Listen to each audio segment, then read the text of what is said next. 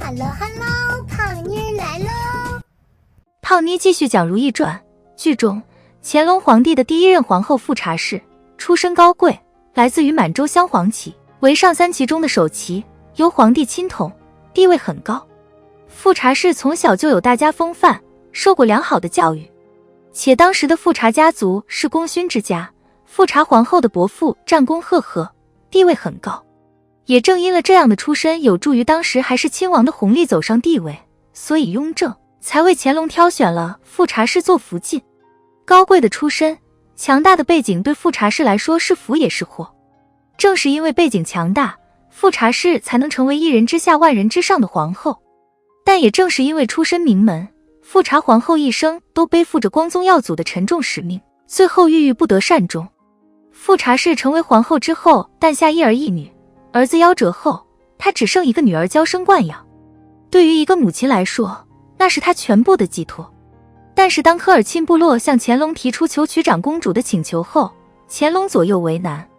宫中的长公主只有太后和先帝的女儿恒绰、富察氏和乾隆的女儿景色。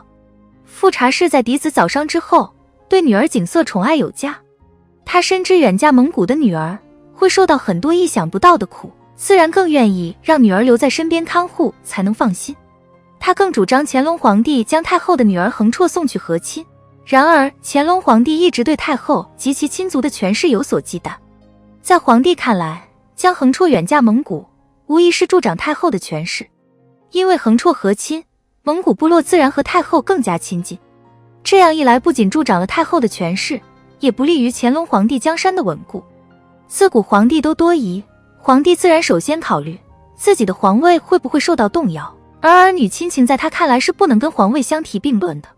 所以即便他看起来很为难，一边是女儿，一边是妹妹，实则他的心里早已打定了主意，要嫁女儿，以稳固他的江山。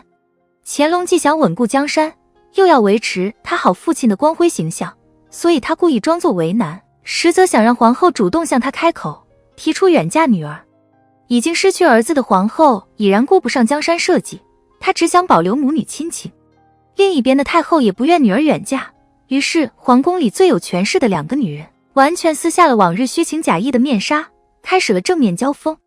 而深爱皇帝又对屡次陷害自己的皇后充满恨意的如懿，便向太后献出了足以对皇后一击即中的妙计。太后故意让自己的亲信去请求皇帝远嫁太后的女儿恒绰，并四处散播和亲会让太后权势大增的流言，目的是让富察皇后家族的人眼红。因富察皇后的伯父去世，富察家已经失去了最大的靠山。为了家族地位稳固不动摇，富察家以皇后亲弟弟富恒为首的亲信们便不断向皇后施压，要她无论如何以家族利益为重，千万不能被太后抢了风头。富察皇后最后无奈同意，亲自向皇上提出远嫁女儿的要求，任凭女儿如何哭泣都没有改变决心，也可谓是为家族利益做出了巨大牺牲。富察氏说过这样一句话，他说自己曾经坐着皇后的宝座，背靠伯父，怀抱嫡子，何等风光。然而最终他却为了稳固家族地位而付出了巨大的代价，不仅失去了皇帝的信任，也最终灯枯油尽。好了，本期的影片就到这里。喜欢胖妮，辛苦给影片点赞，订阅胖妮，下期更精彩。